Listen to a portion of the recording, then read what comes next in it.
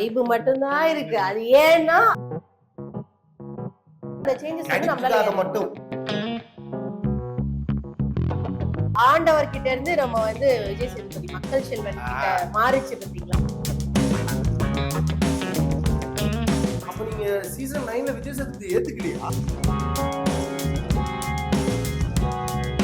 அந்த வச்சீங்க மோசமா போயிடும். என்ன பேசிஸ்ல வந்து இவங்க இந்த கண்டஸ்டன்ட்டை எடுத்தாங்க? இந்த கண்டென்ட்க்கு நம்ம தனியா ஒரு எபிசோட் போடுவோம். திவாகரை பத்தி நான் சொல்றேன். நமக்கு என்ன வரும்? இப்போ வருமா இல்ல காலங்காலம்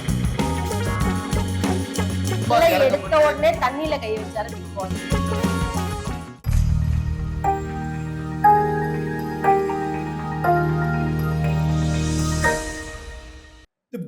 பிக் பாஸ் சொன்ன உடனே ஒரு வைப் இருக்குல்ல?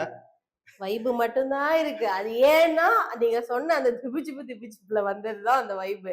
மத்தபடி பிக் பாஸ் 9 அப்படின்னு வரும்போது நோ வைப், நத்திங். என்ன சொல்றீங்க? பிக் பாஸ் 9ல ஹவுஸ் மேட்ஸ் எல்லாரையும் பாத்தீங்களா? எவ்வளவு ஒரு ஃபயரான ஹவுஸ் மேட்ஸ். அது இல்லாம வந்து பாத்தீங்கன்னா 8லயே வந்து பாத்தீங்கன்னா விஜய் சேதுபதி அவர்களுக்கு ஹோஸ்டிங்க்கு பெரிய வரவேற்பு இருந்துச்சு.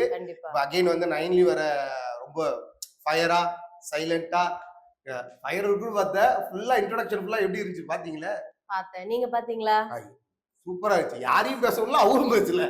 அதுதான் என்னன்னா, ஏற்கனவே நீங்க சொன்ன மாதிரி அந்த பிக் பாஸ் 8லயே வந்துட்டு சார் மாறினாங்க இல்லையா? சோ உலகநாயகன் கிட்ட இருந்து ஆண்டவர் கிட்ட இருந்து நம்ம வந்து விஜய் சேதுபதி மக்கள் செல்வன் கிட்ட மாறிச்சு பாத்தீங்களா? அப்பவே வந்து பாத்தீங்கன்னா ஒரு சேஞ்சஸ் வந்து நிறைய பேரால ஏத்துக்க முடியல. கரெக்டா? அது ஒத்துக்கிறீங்க தானே நீங்களும்? கண்டிப்பா மக்களும் ஒத்துப்பாங்கன்னு நினைக்கிறேன். என்னன்னா அந்த அது ஒரு பெரிய சேஞ்சா இருந்தது. ஏன்னா பிக் பாஸ் 1, 2, 3, 8 வரைக்கும் நம்ம பார்த்திருக்கோம். அவரை அந்த ஸ்டேஜ்ல அப்படி பார்த்துட்டு ஏன்னா நம்மளாம் வெறியர்கள், அவரோட ஆண்டவரோட வெறியர்கள். கரெக்டா? அப்படி பார்த்து டக்குன்னு அந்த சேஞ்சஸ் வந்து நம்மளால மட்டும் வெரி இம்பார்ட்டன்ட். ஓகே, நடிப்புக்காக யுனிவர்சல் ஹீரோ எல்லாம் அந்த ஒரு கலவையான ஒரு நடிப்பை அவரை வந்து ஒரு ஹோஸ்டா நம்ம வந்து ஒரு சின்ன திரையில பார்த்துட்டு நம்ம மெய் சிலிர்த்துட்டோம். அப்படி இருந்த ஒரு இமேஜை வந்து அவர் வந்து டப்புன்னு அப்படியே நம்மள விஜய் டிவி வந்து நம்மளுக்கு அப்படியே சேஞ்ச் பண்ணி காட்டினாங்க. பட் அது ஏத்துக்கிறதுக்கு கொஞ்சம் நமக்கு டைம் எடுத்தது.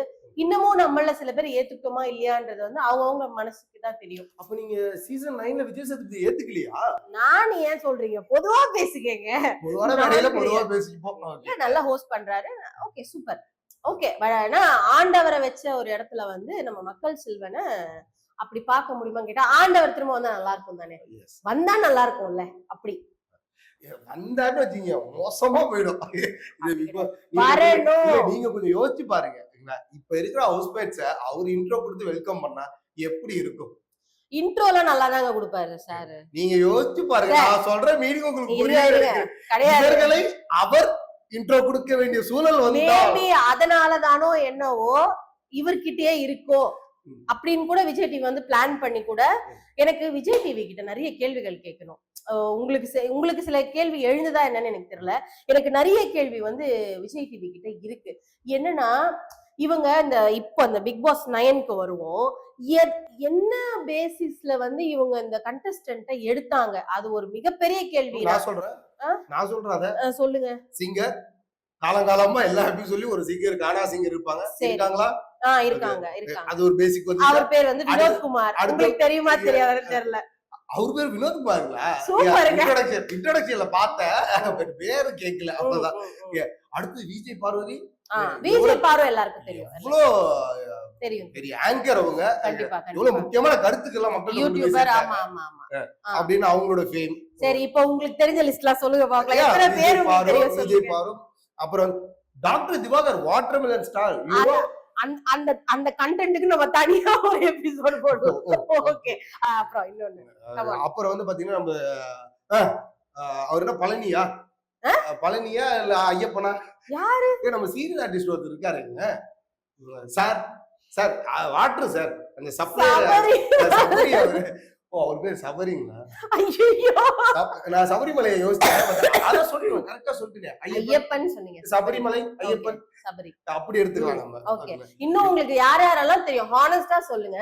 உங்களுக்கு யார் யாரெல்லாம் இந்த சீசன்ல எனக்கு இவங்களெல்லாம் தெரியுங்க பேரோட இப்ப சொல்ற ஆளு உலகறிய எல்லாருக்கும் தெரியும். சொல்லுங்க. பலூனக்கா. பிகாஸ் பலூனக்கா மாதிரி ஒரு ஃபேமான ஒரு ஆர்டிஸ்ட்லாம் உள்ள தூக்கி வச்சிருக்கும் போது பிக் பாஸ் சீசன் 9 ஹிட்.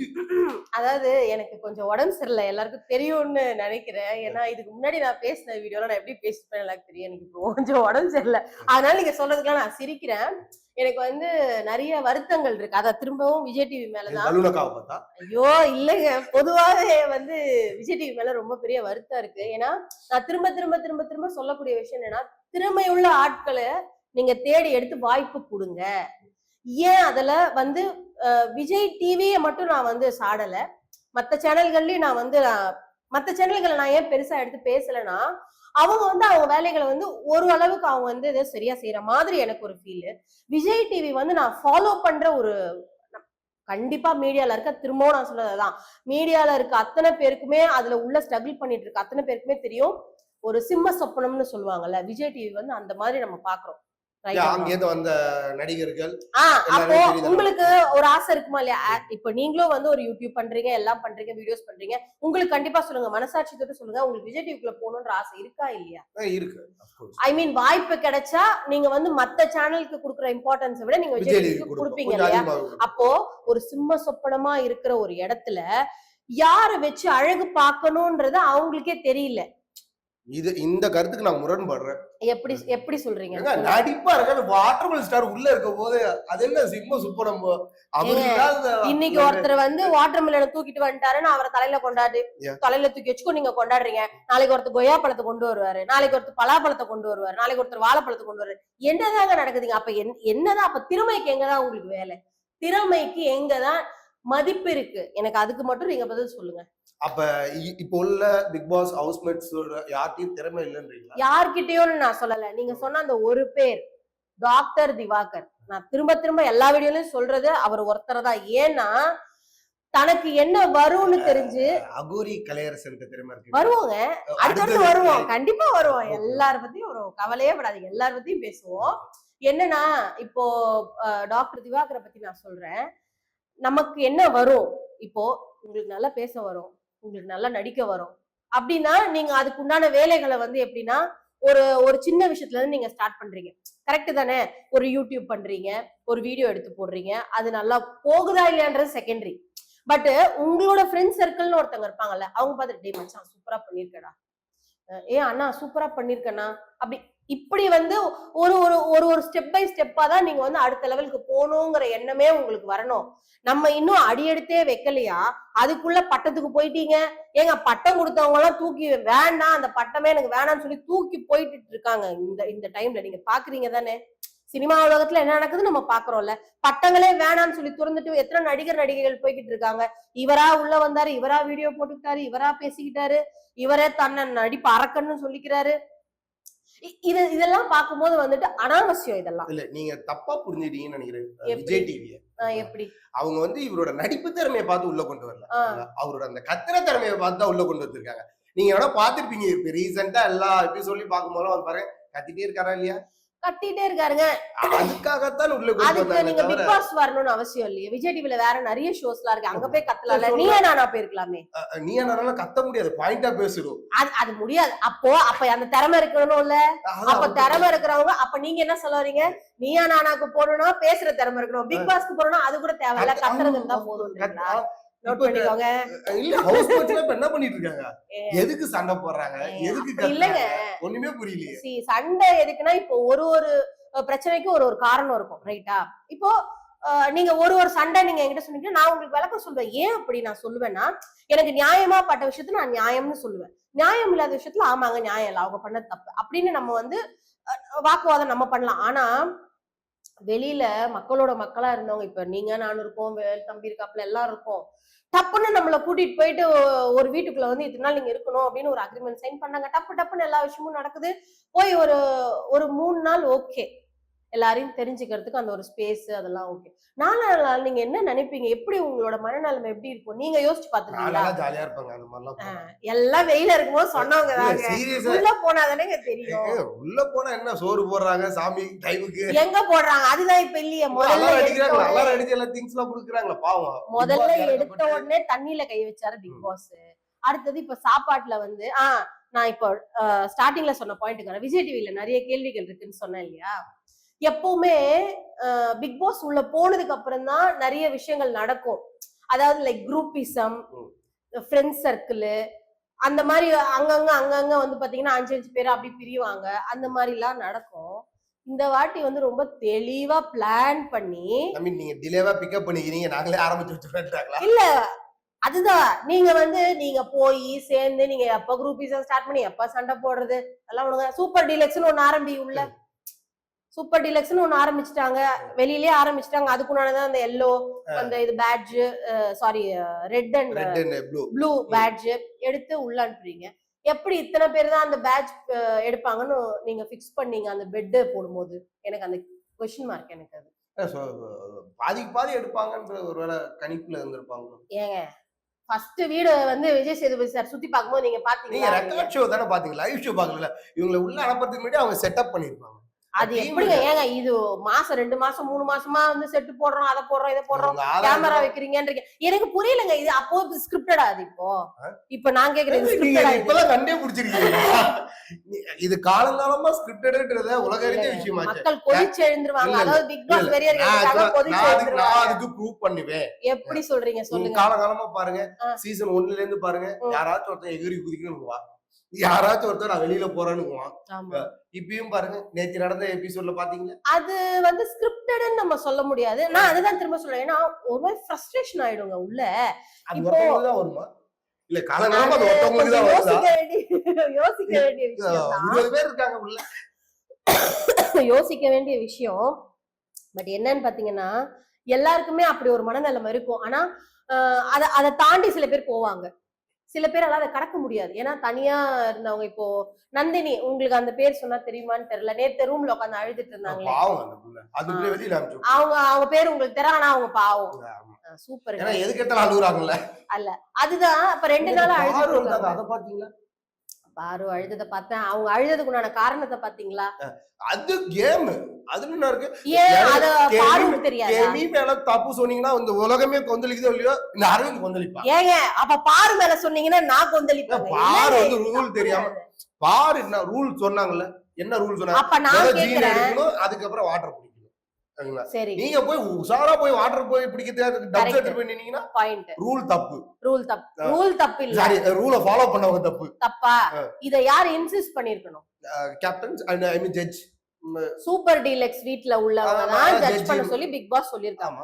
அப்போ ஒருத்தவங்க எடுக்காம போய் தண்ணி குடிக்கிறாங்கன்னு போது, ஏங்க அவங்க 10 நிமிஷமா இப்படி உட்காந்துருக்காங்க குத்த வச்சு தண்ணி குடிக்கிறதுக்கு. ஒரு குரல் கொடுத்தா என்னங்க உங்களுக்கு பிரச்சனை? அப்ப ரூலே கேட்காம கேம்ல கலந்துப்பீங்க. ஏங்க சூப்பர் டீலக்ஸ் ஆளுங்களை கேளுங்கன்ற நான் என்ன கேக்குறேன்.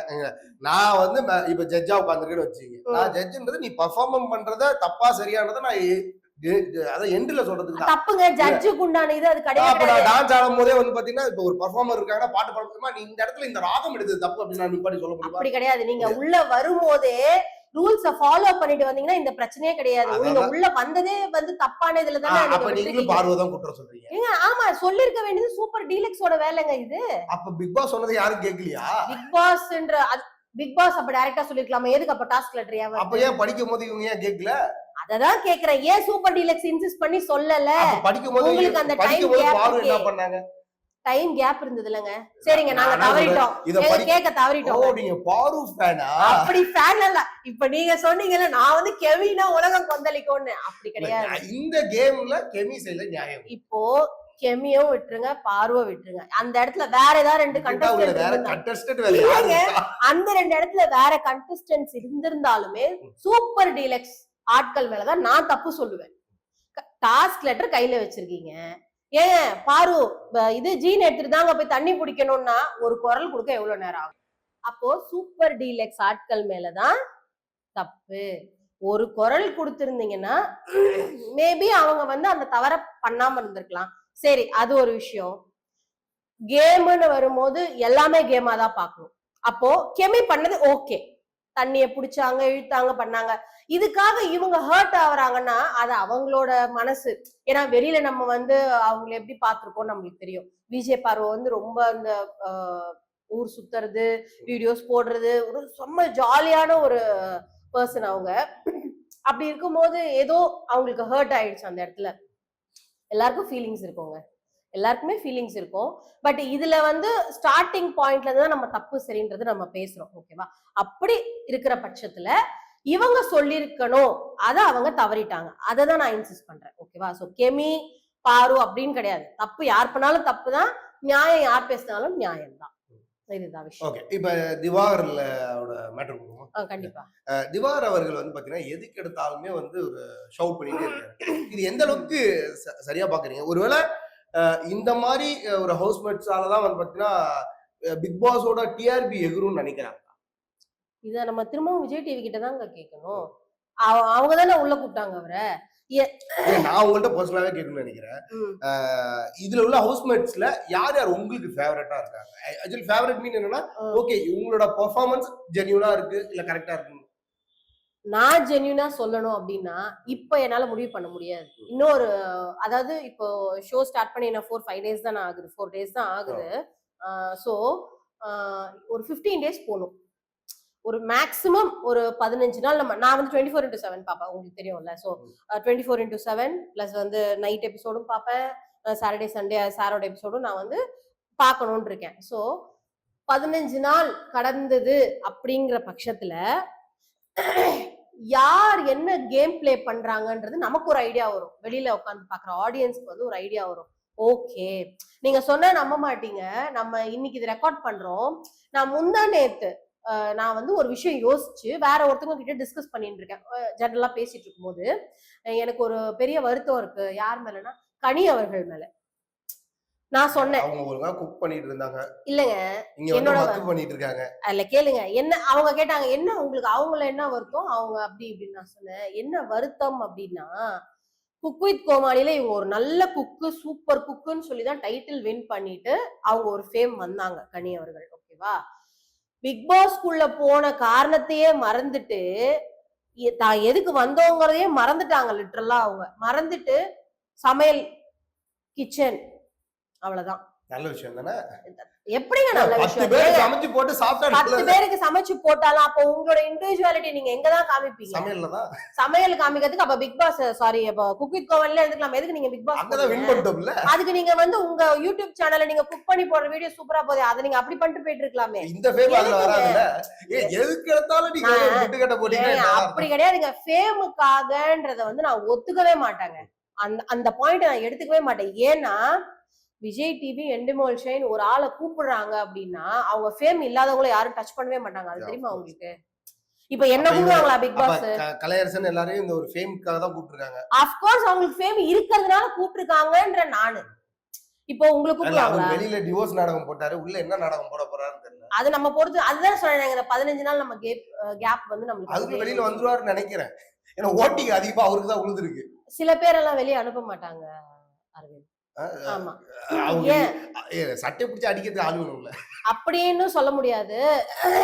அதுதான் இந்த 15 நாள் ஏன் வேணும்னு கேட்டேன்னா, வெளியில நம்ம லைக் நான் திரும்பவும் விஜய் பாராட்ட தான் வருவேன். ஏன்னா வெளியில அவ்வளவு போல்டா அப்படி சுத்திட்டு இருந்த ஒரு பொண்ணை நேத்து அழ வச்சுட்டாங்க.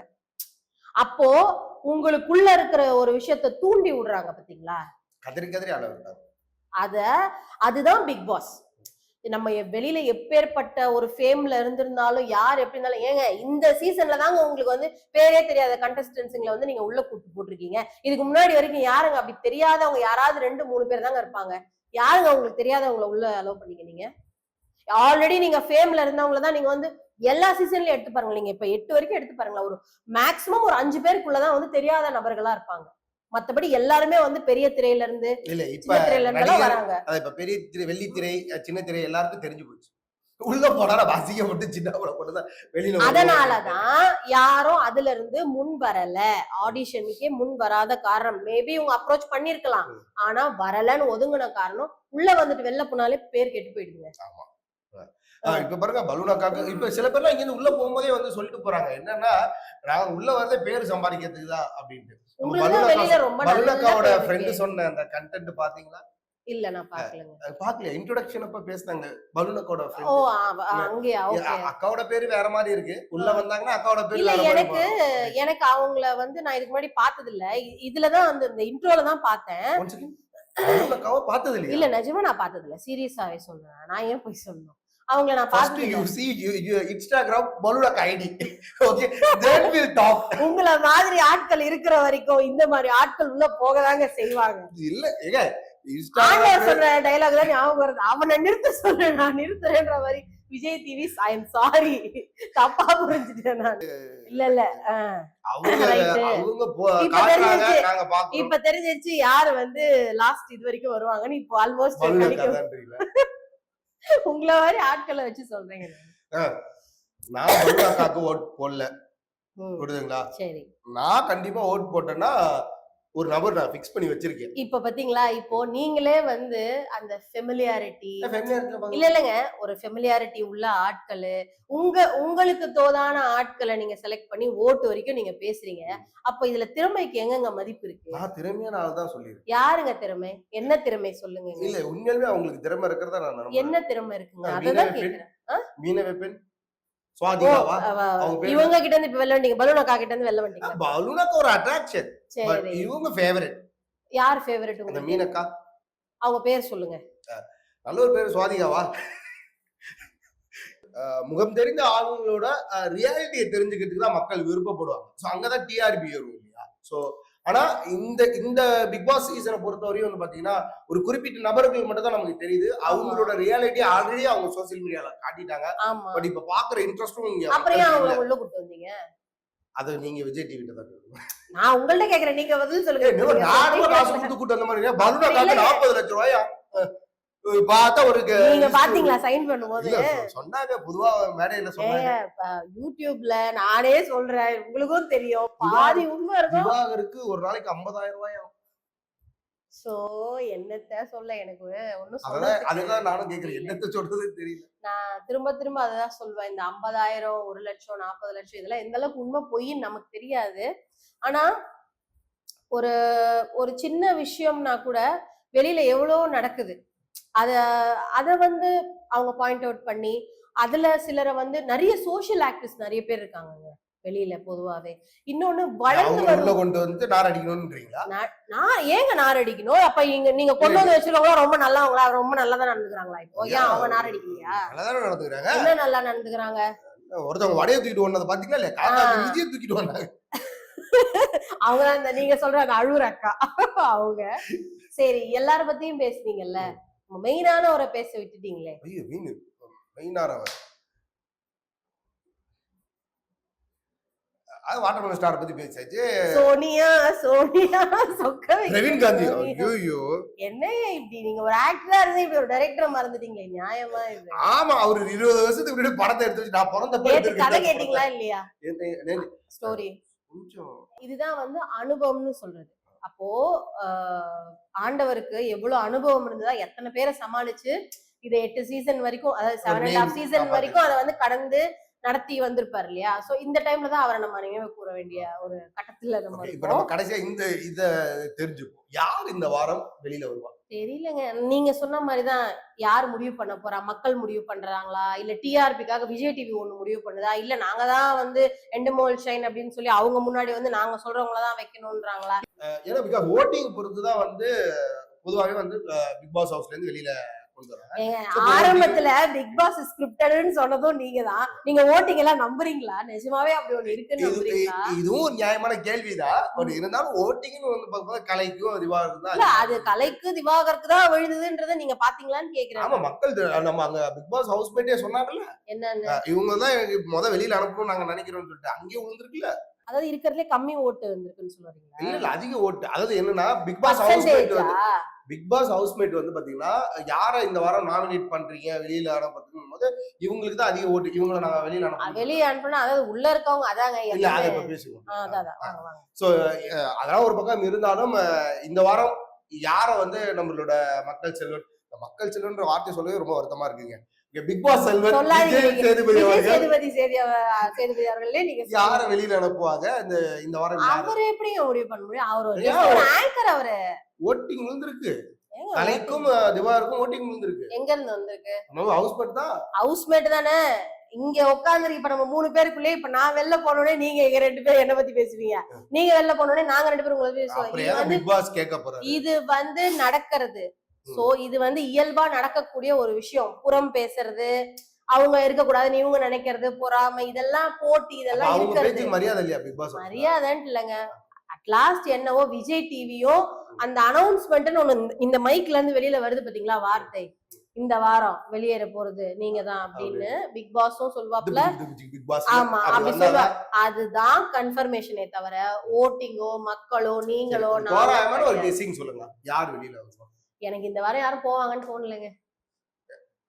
சர்ப்ரைஸ் எலிமெண்டா இருக்கலாம் இருக்கலாம் இருக்கலாம்.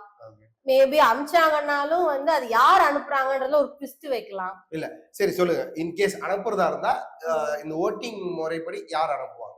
ஓட்டிங் முறைப்படி ஓட்டிங் யாருக்கு கம்மியா விழுந்திருக்கோ அவங்களதான் வெளில அனுப்பணும். ஐ மீன் யாருக்கு கம்மி ஓட் ஆயிருக்கோ அவங்களதானங்க வெளில அனுப்பணும். ஐ மீன் வெளியில மக்களை சொல்றேன் நான். மக்கள் ஓடு போடுவாங்க. மக்கள் ஓட்டு போடுறது எந்த முறைப்படினா இவங்களை வெளியில அனுப்பணுமான்னு கேட்கும் போது அவங்க அனுப்பணும்னு சொல்லிட்டு ஓட்டு எண்ணிக்கை அதிகமாக விழும்ல, அப்படிதானே வெளியில அனுப்புவாங்க.